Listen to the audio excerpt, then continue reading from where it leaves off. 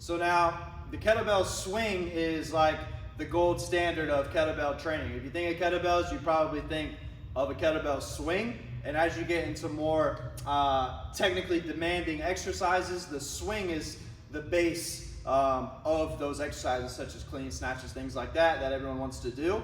But the deadlift, I will teach prior to the swing because I believe the mechanics are very similar in terms of the lockout position. So let's start with some light swings and show some bad position, right? Because what we want to do is just be standing normally with good posture. So head to the roof, okay? And I'm just standing here. Now, what we'll see with the swings is the head goes back, the hips go forward. This is not a strong position, whereas if I'm standing here rather, I'm much more capable and I can move with much greater intention than if I'm hitting this lockout, which we will see. So I'll demonstrate that, a common swing, which would look kind of like this, done wrong. So, okay. Now I don't want to do that for too long because it's really prone to injury. The arms were swinging out really far and the hips are kind of falling. What we want to look for rather instead is a nice strong lockout, head to the roof, glutes are going to squeeze. I'm not a big fan of straight arms. I think it's okay. I like to keep that pressure in the back, which you keep hearing me talk about this hip-shoulder connection by way of the lat with this technique where we push the arms down to create that tension. I maintain that during the swing, okay? So to maintain that, you see my arms really only went from here to here. I can stretch out, okay? But when we start to round and really reach, I'm not a big fan of that. So let's hit a couple swings and we'll hit it from the side as well so you can see the path of the bell. So hit about hip shoulder width apart here. I like to space my toes out. So here,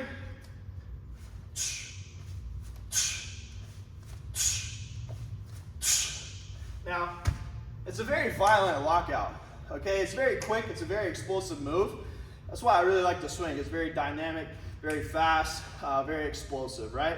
So you can see the head was going straight up. I was getting this violent lockout. The whole lower body is snapping. It's point A to point B. There is no middle point. It's straight to the position, straight back down. So understand the lockout position and then understand the back of the swing, which we'll talk about now. So with the bell, I want to keep my hands as high as I can. So when I start to reach low, which may happen because the bell is very heavy, it's also common when we do the long arms because we're keeping these super long arms and then we start to really reach down. So hands are going to be up nice and high, okay, as we're doing that. So I want to keep the bell above the knees. Now when the bell is super large, the size of the bell is going to hang lower than my knees, but my hands are going to be up high in the same position. So with the 220 bell here, notice the hand position. It's going to be very high,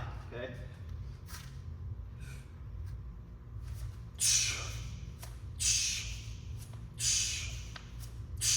Right?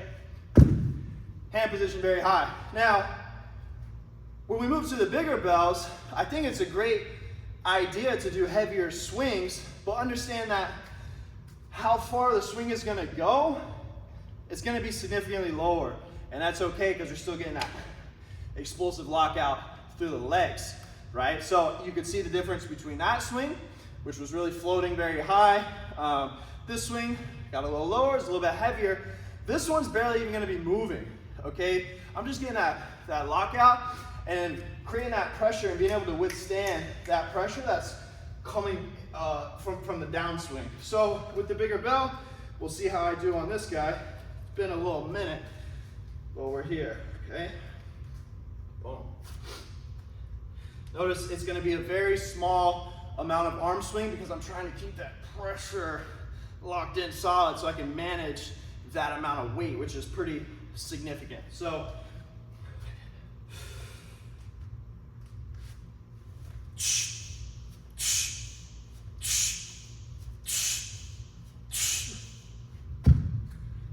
a great core exercise, great lat exercise, very strong leg exercise as well. Create some great explosive power, and some absolute strength, right? This is very general, right? This isn't a sport-specific exercise. It isn't any of that. It's a substitution or another option for your general strength exercises that I would say is a little bit more explosive, a little bit more dynamic, something that is going to make you faster as compared to maybe your traditional stuff, machines, you know, back squat, whatever else, because that's a significant amount of weight. That's almost 400 pounds. Okay, so I mean that's a good deadlift weight. We're hitting swing, something fast, explosive. I got to react to it. So love the kettlebell swing. That's going to be the foundation for when we start to hit cleans, snatches, things like that. So kettlebell swing.